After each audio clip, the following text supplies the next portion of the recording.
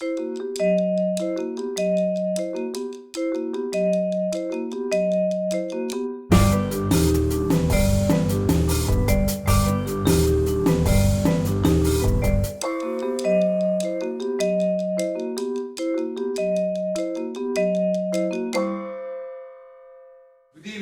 and gentlemen, buonasera, benvenuti a New York University, Casa Italiana, Zerilli-Marimò. We are very happy to host this presentation of the new box set of the Bergman Rossellini films. But first I have a sad news for you, and it is that Isabella Rossellini this morning, while working in her farm, broke a hand. And she regrets immensely. I met her at the dinner last Thursday. She was looking forward to be here and talk with her sister and our distinguished panel about these films. So she sent an email again this morning. She really regrets not being able to be here. She apologizes, but the doctor ordered absolute rest for her. So I think we are going to send all of our good wishes that Ingrid would convey to her sister. And I assure you that the panel that we have, despite the fact that Isabella is not here, is going to be terrific. And let me briefly introduce you our guest tonight. The moderator of the evening is Professor David Forgacs. Professor Forgacs is the Guido and Mariuccia Zerilli-Marimò Professor of Contemporary Italian Studies here at New York University. And among the many interests that he cultivates, there is of course contemporary Italian cinema. And he is the author of Roberto Rossellini, Magician of the Real, came out in the year 2000. He also wrote about Antonioni and many other authors. Then we have Professor Antonio Monda, who teaches here at the Tisch School of the Arts in the Department of Film and Television. And Antonio Monda, as you know, is a very, very often here on the stage of Casa Italiana. He's a member of our board with Federico Olivares, that is visiting tonight from Milan. And Antonio has a wide variety of interests. How many of you have read the article that the New York Times published? Okay, you did your homework, you did your research. But as you know, the thing that Antonio cares more about is writing. And his latest book, his new book, is forthcoming, I believe, in a week. Tomorrow. So it's a great occasion to wish Antonio luck. It's a new enterprise. As you know, Antonio teaches Italian cinema, Hollywood auteurs, direction and whatnot. He writes novels, interviews, essays. This book is a photography book, so he's also making photographs. There is not any job left for anybody else. And it's called Nella città nuda. And it's a series of pictures that he took in the New York subway, and there are short stories that are really riveting, and we look forward to presenting Antonio's book when it comes out, either here or even before. And then we have Kim Hendrickson right here. Kim is with the Criterion Collection. She was the producer of these 3 film set. And anytime we do these events, we do them with the Criterion Collection. And I never miss a chance to express my gratitude, my personal gratitude, the gratitude of myself and my colleagues that work in this department, but of everybody who has any interest, not only in Italian cinema, but in art cinema, foreign cinema, classical cinema, and even contemporary cinema. The Criterion Collection is doing an incredible job in bringing back and making available for students and scholars the great treasures of world cinematography. And is this publicity? I don't care. It's publicity for a good cause. If it weren't for the Criterion Collection, we wouldn't be able to teach half of our courses on Italian cinema. So that what they do is very, very, very important. And I take this opportunity to express my thanks again to the Criterion Collection. Keep your eyes open because they're also distributing Paolo Sorrentino's new film, La Grande Bellezza, The Great Beauty, that is the Italian entry for the Academy Award for Best Language Film. It's going to be distributed mid-November? November 15, Lincoln Plaza. Keep your eyes open for Paolo Sorrentino's new film. It's Janus and Criterion, and it's coming out in DVD and Blu-ray with Criterion in March. So we should all support finally there is an Italian film that has a chance to make it big. And of course, we have with us Ingrid Rossellini. And it's a great pleasure for me to welcome Ingrid back to the panel.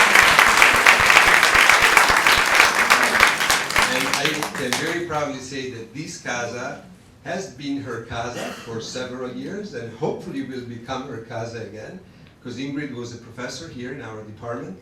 And I can say one of the most beloved professors that I've ever seen in our department.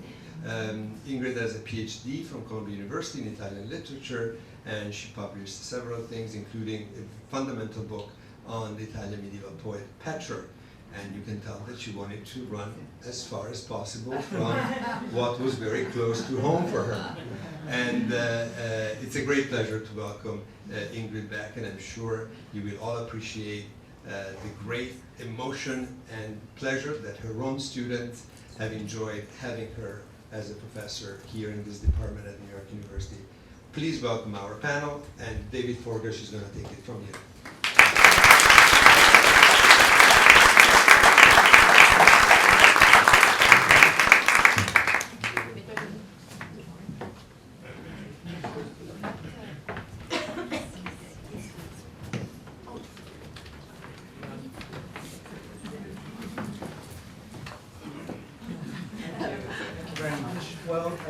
We thought we would probably keep this to about 45 minutes maximum, probably even a bit less, so we can get on to the screening of Journey to Italy in this wonderful restored version from the Criterion set. I just wanted to say a couple of words really about these films, just to put them in context, and to say why I think they're important films. The box set consists of 3 of the 5 feature-length films that Rossellini made with Ingrid Bergman when she was in Italy. Stromboli, made in 1949, released in 49. Europe, 51. Europa 51, released in 1952. And Journey to Italy, Viaggio in Italia, released in 54. There were 2 other films which aren't in the collection. Fear, which was shot in Germany, where Ingrid Bergman acted in German language she knew, it was her mother's language, and Joan of Arc at the stake, and for reasons which I think Kim might mention, he's not included in the set, which concentrates on the 3 Italian films with Ingrid Bergman. These films are often seen as representing a distinctive stage in the careers both of Rossellini and of Bergman. One talks about them as the Bergman films of Rossellini's career. They're seen as marking a break with his earlier films, Rome Open City and Paisan, which are seen as his, if you like, his neo-realist phase, and they're also different from the films he went on to make afterwards in the 1960s, mainly for television on historical subjects, and these have also been released by Criterion. So they're seen as a kind of transitional stage. I'm not entirely sure about that, and we don't want to get into the discussion of this, but it seems to me there are certain things in Rossellini's earlier films that anticipate a lot of what's in these films. He's also making other films at the same time, not with Ingrid Bergman, most notably his film about St. Francis, released in 1950, which is very close, I think, in many ways to the themes of these films. So I think to single them out as unique is perhaps a bit problematic. They're also seen as a particular phase of Ingrid Bergman's career as an actress. Of course, she started her career in Sweden. She was already an established actress there, and then she moved to America, where they remade Intermezzo, a famous Swedish film, this film with Leslie Howard. And then she went on to make films that were even more famous, notably Casablanca, of course, with Humphrey Bogart in 1942, and her films with Alfred Hitchcock, Spellbound and Notorious, which came out in 1945 and 46. So again, people think of this Italian phase of Bergman's career as a kind of deviation, but I think, again, that's probably not quite right, because she plays, in some ways, quite similar characters, women undergoing conflict or torment or emotional difficulty. In some ways, she's extending the acting style and the emotional range that she'd already developed, even though she's working in very difficult kind of, in different sort of circumstances, you know, without a fixed shooting script, with unpredictable routines of shooting, which she found very difficult. In fact, she said she found this very frustrating, but she's still herself acting and developing her career. All the films that Rossellini made with Bergman are about marriage and marriages, and I think Martin Scorsese says, not in this interview, but in the in the introduction that he wrote for my book, Roberto Rossellini, Magician of the Real, that Journey to Italy is one of the most sort of devastating portraits of a marriage ever put on screen. These are all films about what Rossellini said later in the interview is modern marriage as he understands it. Marriage has become a kind of contract between 2 parties. the couple are so busy, they have careers, they have busy lives, they occasionally cross each other, but they don't really make contact emotionally. And Stromboli is, of course, not this kind of story because it's a story of an arranged marriage, a marriage of convenience, where she doesn't love the man. But the other films are very much about these dysfunctional marriages where love finds it hard to come out, and really quite extraordinary films in that way. It's difficult to know how to take these scenes. I noticed that people were sort of laughing at some of the clips, but you know, in the context of the film, they're terribly moving, these moments. The bit where George Sanders comes back in, playing Ingrid Bergman's husband, and he's been out on Capri. The marriage is very much on the rocks. He's picked up a prostitute, but doesn't do anything with her. They smoke cigarettes in the car. He then gets back into the house, and she's sitting there on a sofa, which is made up as a bed, playing solitaire. And there's this extraordinary sequence, which is turning lights on and off. George Sanders comes into the house, she turns the light off to pretend that she's asleep and then turns it back on again. And you can really feel, it's sort of palpable, the emotional tension. It's done by her fantastic acting, by Sanders' amazing acting, by Rossellini's direction, and by that amazing use of space, of mise en scène in the sequence. It's really quite a unique piece of cinema, and it's really the beginnings of a modern cinema. The cinema where there's no dialogue, effectively. Everything is conveyed by the placing of the characters in the shot, lighting, facial expression, and the sense of waiting for something to happen.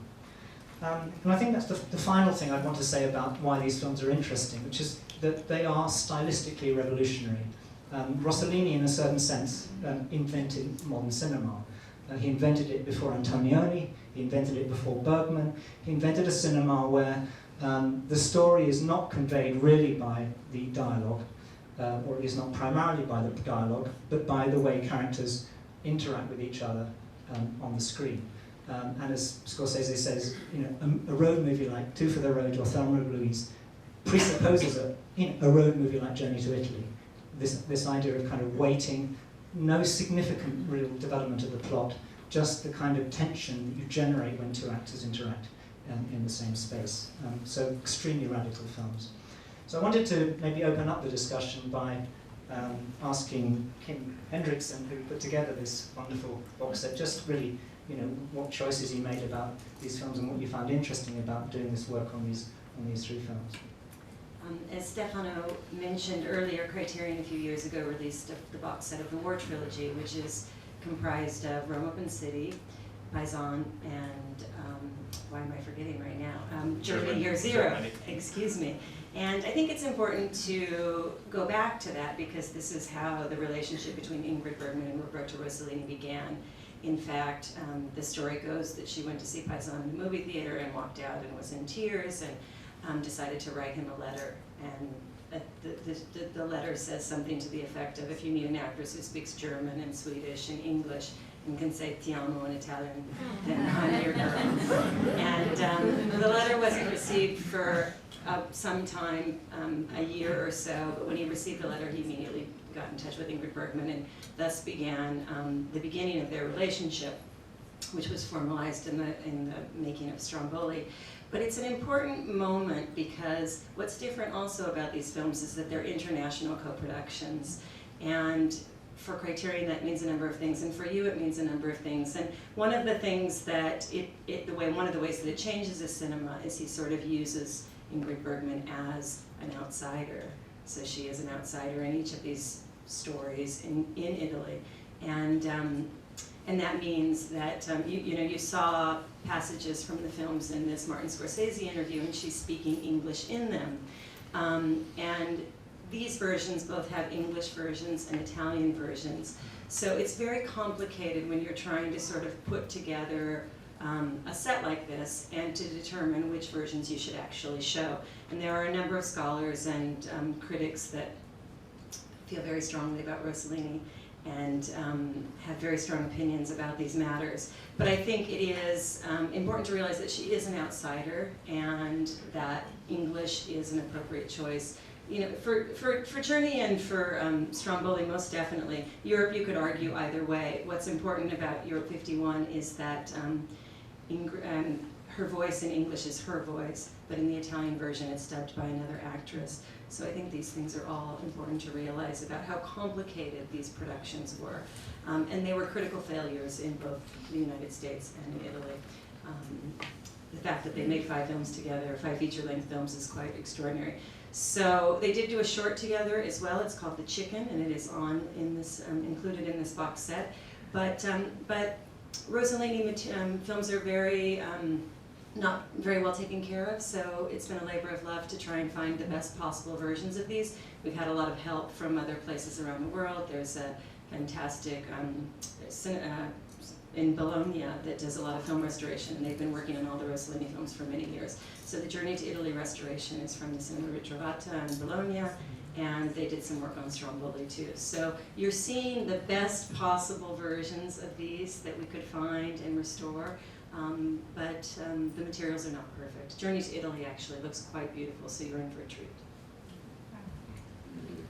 I thought, Tony, perhaps it would help maybe if you could give a bit of context about what's happening in Italian cinema at the time these films are made. Absolutely. Thank you, first of all, and thank you, Stefano. I would like first to say a couple of things. First, nobody, as Scorsese does, is contagious and good in explaining what cinema is about and what great cinema is about. The second thing is that I, not differently from reviewers and the audience, at the beginning I didn't get his films, and I was wrong, horribly wrong. I didn't appreciate the greatness of this trilogy. And the problem is that they were too new and too beautiful and too revolutionary. Let's see, the first one is 1949 and the last one in 1953, more or less. It was the end of neorealism. Yes, Scorsese is right, there was a reaction against the fact that Rossellini was changing completely his style. He was moving from the path of neorealism. But there is also another element, the strong spiritual element, so clear, so evident, especially in Viaggio in Italia, voyage to Italy. Let's see what the other directors were doing, the great filmmakers of the time. Alessandro Rasetti was the master, once Fellini called the Adam of Italian cinema, was doing comedies. Too Bad She's Bad, Peccato che sia una canaglia.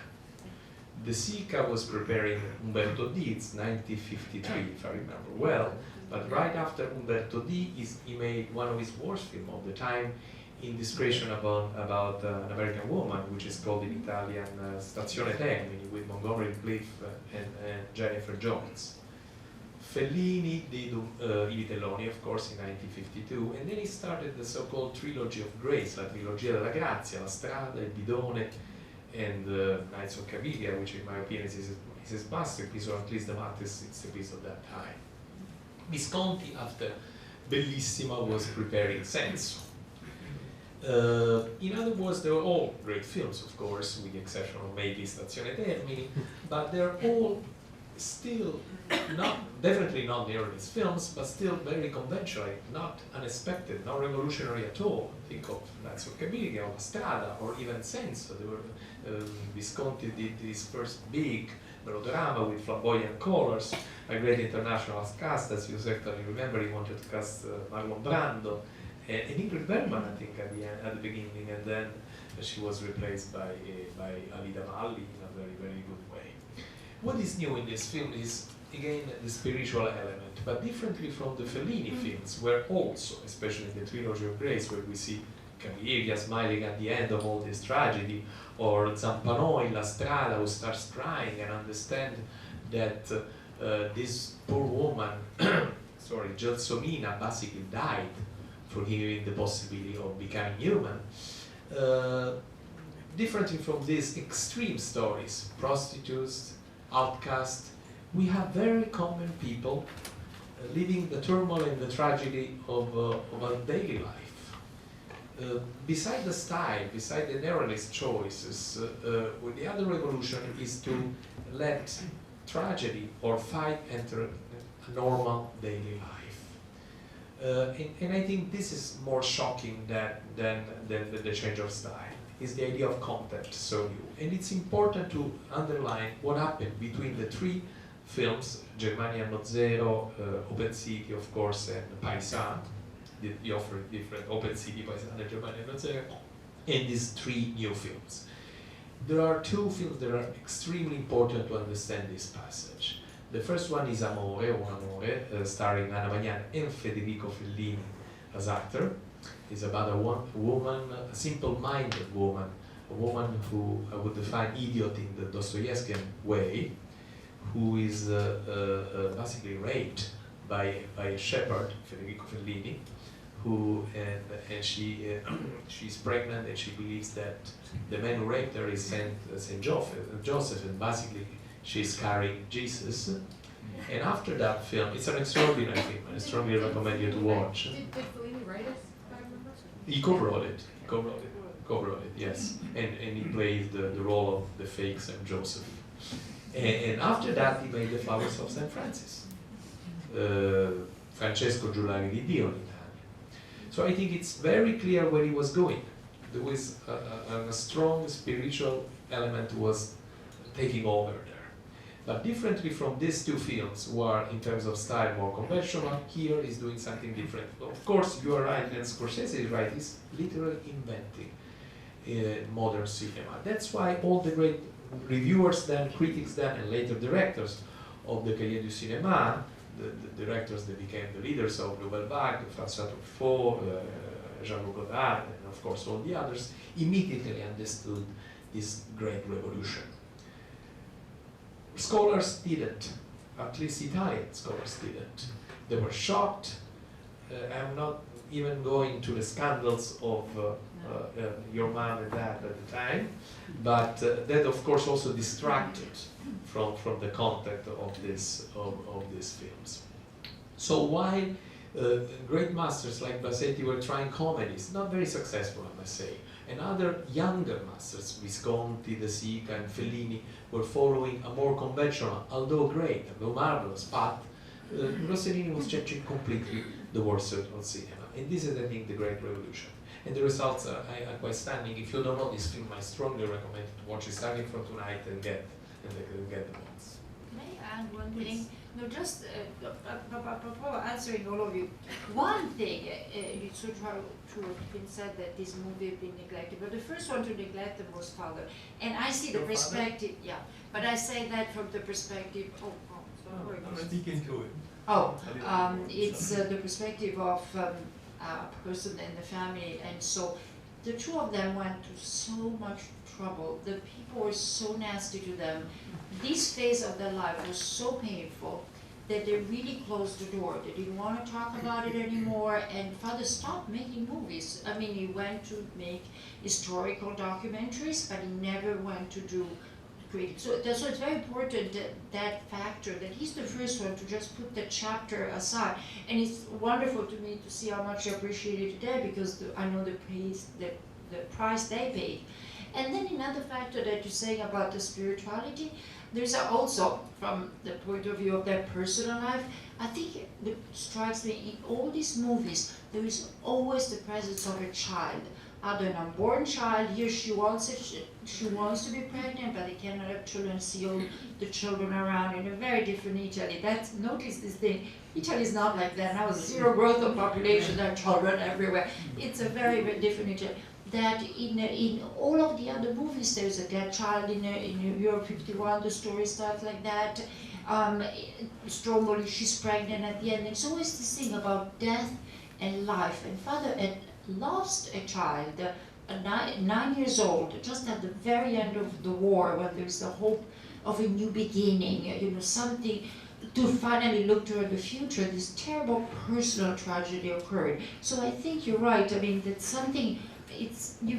I see so much of their own struggle to find meaning to life. Mama going to Italy, trying to find herself. The character you see in Viaggio in Italia is so much of herself, coming out away from a divorce and relationship that did not work, and try to find meaning for work and her life.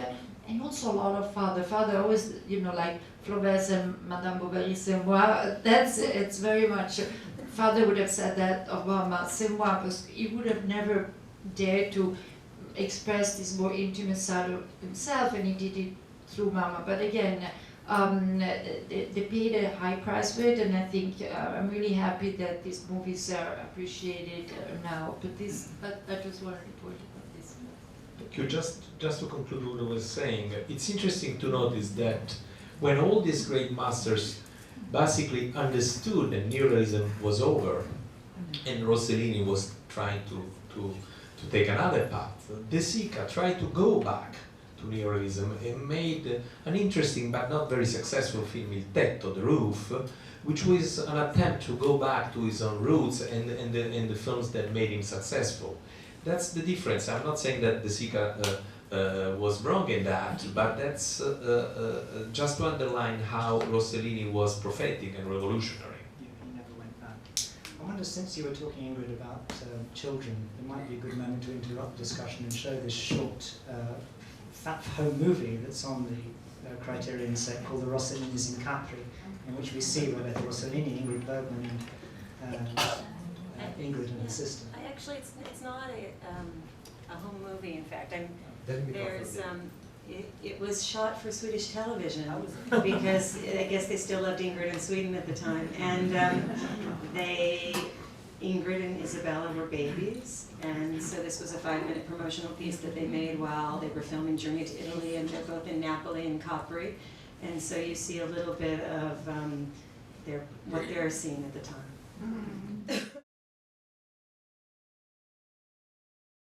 Just add that Rossellini loved the Amalfi Coast, and in fact there is an episode of Paisan shot there, the one with the friars, and also the film that I mentioned before, Amore, is shot in Maiori, I think.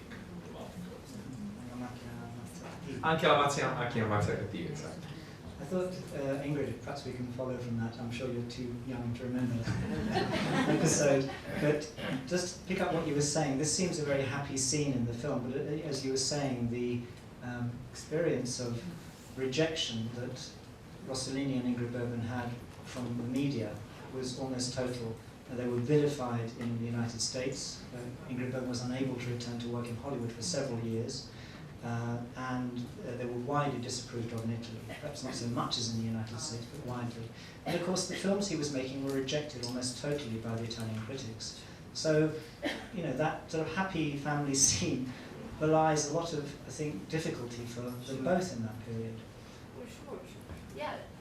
No, that's why I feel so bad because I think that both of them, and it's wonderful because it did work. I think Mama is extraordinary in this movie, and she really gives so much to the story. Her presence it's amazing. Because as you said, there's so little dialogue, but she's so intense, and her face tells so much.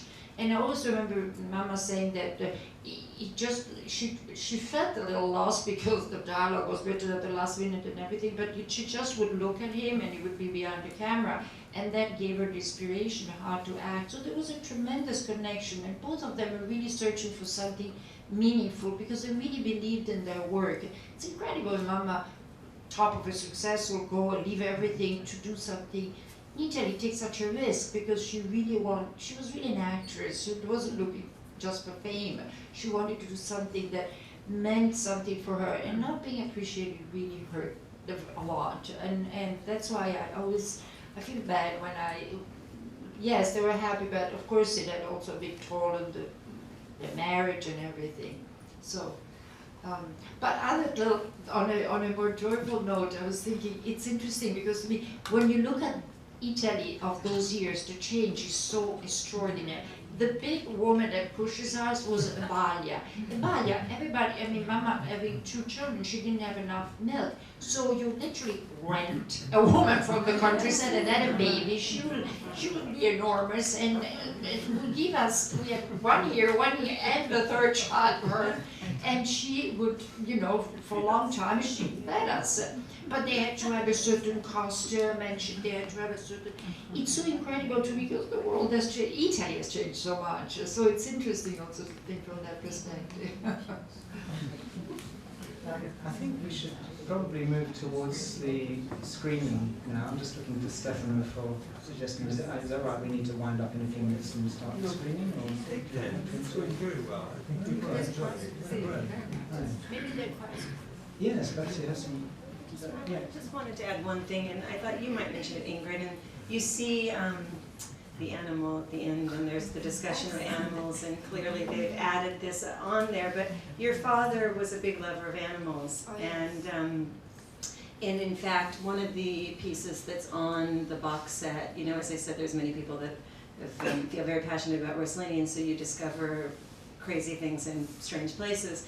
But we found some of the home movies that had been deposited at Centro Sperimentale in Rome. And these home movies, your mother would take her own camera and photograph Super 8 while they were making the films. And so there's home movies of Stromboli, and you see them sort of frolicking on the island, but there's a little puppy dog too, and I think he might have been your dog. So it seems like in all of these, there's always the presence of people and animals.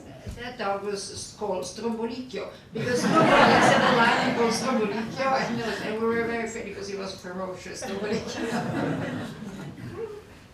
Yes, actually, they are right. Father, when I have to tell this story apropos the animals, because also my sister, she sort of felt trying to, you know, take care of the animals, just crazy.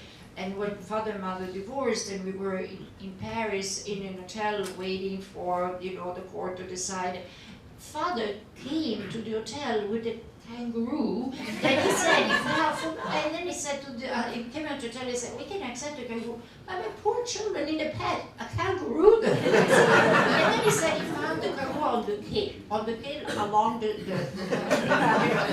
I've seen chickens and a kangaroo, I don't know, but the stories always remain. I remember giving bananas, and then father had to bring the kangaroo back. So it was crazy when it came to animals, it's true. Are there questions for any of us? Volevo chiedere, lei si ricorda ancora di Santa Marinella? Sì, sì. Yes. Lei è andata a scuola a Santa Marinella con sua sorella? Well, we were there in the summer. Santa Marinella was the place that, yes, and we loved it. In my mind, it's paradise. Una volta Yes. in vacanza. Yes, absolutely. That was the place where the chicken, in fact, it is down there in the Giardino at Santa Marinella. Absolutely. Can I ask to Criterion, are you going to release other Rossellini films in the future? Well, we have released the War Trilogy. We've released Flowers of St. Francis, and the historical, some of the television history films of Rossellini. I'm trying to think, Peterson, about we did Generale della Ove, and what am I forgetting?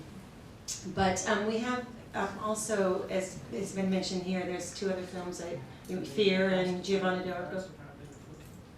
Oh, the Rise to Power of Louis XIV. See, he knows our library better than I do. So yes, we have an invested interest in Rossellini, most certainly, and for obvious reasons.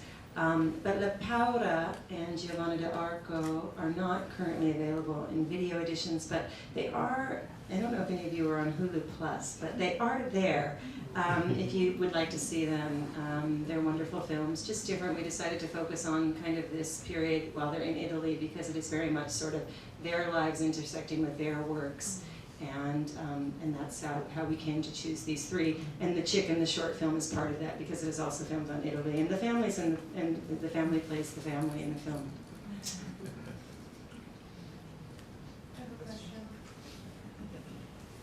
Isabella. Ingrid. I'm so sorry.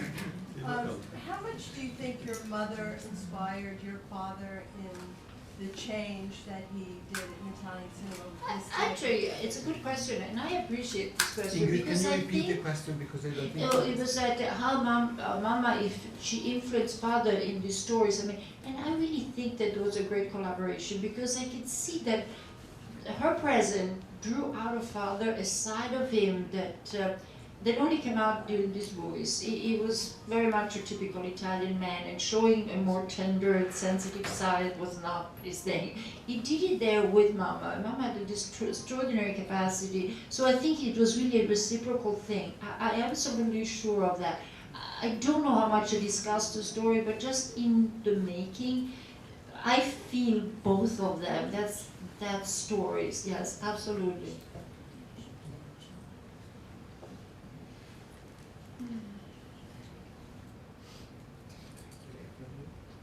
Yeah, there seems to be some kind of assumption that the directors the themes of the movies are chosen and express the director's choice, but it wasn't discussed whether, in one example, he said it was a co-author, but it's not clear to me who produced these, who chose the subjects, where the stories come from, aside from how they are actually made, which may be the contribution as an artist to realizing the stories in film. So it'd be interesting to hear a little bit more about how the subjects were Well, chosen. I can talk about some of it. Can you repeat the question for The me? question was how much of these films really the creation of the director, or rather collaboration with the director and other people, screenwriters, is that right? Yeah. Yeah. How much are they Rossellini's own creations? Yeah, where the storyline came from Yeah. and how it came Yeah, into I mean, being. there are screenwriters for all these. Rossellini, I mean, I think these three films are all Rossellini's own projects in a very strong sense. He was involved in producing the story. The fourth one, which is not on the set, La Paura, Fear, Angst, is a story by Stefan Zweig. It's actually based on a novella, a German novella, so adapted. So these three are original stories in which Rossellini is very closely involved in the construction of the story. Journey to Italy is actually co-written with a well-known Sicilian writer, Italiana, Brancati. It's a Brancati screenplay. Oh, just the one note on Stromboli. There's a famous letter that's been published where Rossellini writes to Ingrid Bergman outlining the story of a woman who is in an internment camp after the war, and he imagines what her life would be when she is let out and how she's going to create a new life for herself, and she's looking toward how she's going to do that, and the only way to do that is to marry this foreigner from Stromboli. So he has said this before the film even begins, so it's very much an idea that inspired that particular film. They already say everything. I just want to add that in particularly Stromboli, when they were filming the film, there was a little bit more than an outline in this idea summarized in the letter. And they improvised a lot, and Rossellini was writing day by day the scenes, and I know that your mother was a little bit nervous about this, Yeah, because she didn't know, and she was accustomed to, Sanders was- and Sanders too in the other Sanders, films. yes. They came from Hollywood, they were accustomed to a completely different kind of. Actually, it's actually a very good story, because Sanders was so desperate. They were very, accustomed to lines, precise, and everything. Hollywood, everything was till the last detail was prepared, and father, would change lines at the last minute. And apparently Sanders was a very sensitive man, got devastated. There was some tears out there. And father said, "Why are you so worried?" I said, "Well, I'm afraid the movie's not going to be good." He said, "You made so many bad movies. One more."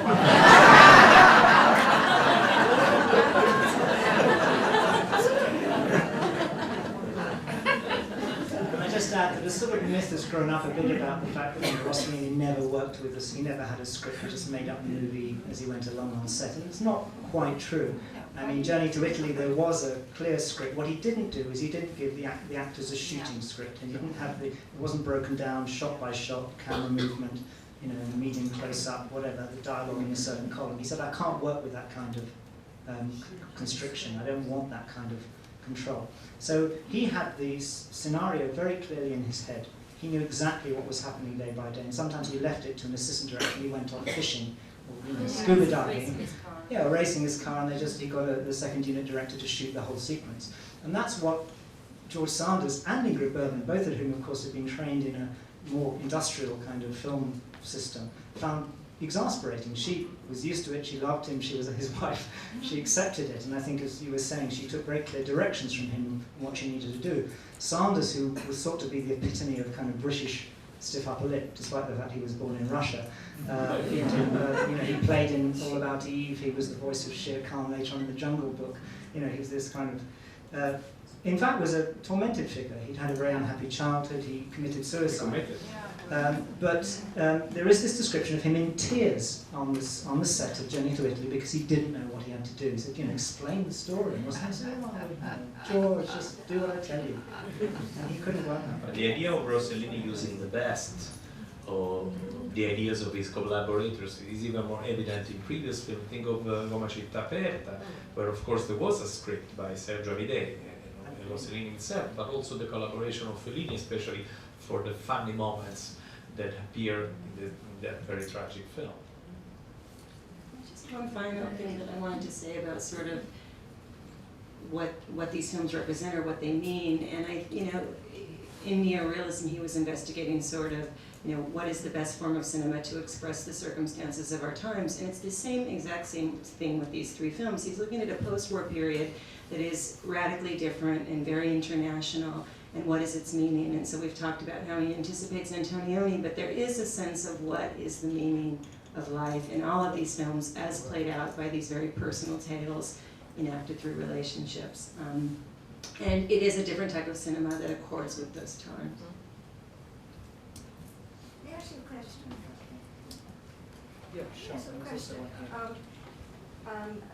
We had a series of Italian movies at the Senior Center where I belong, and a number of them were quite wonderful, and I had the feeling that they were prevented from coming to this country.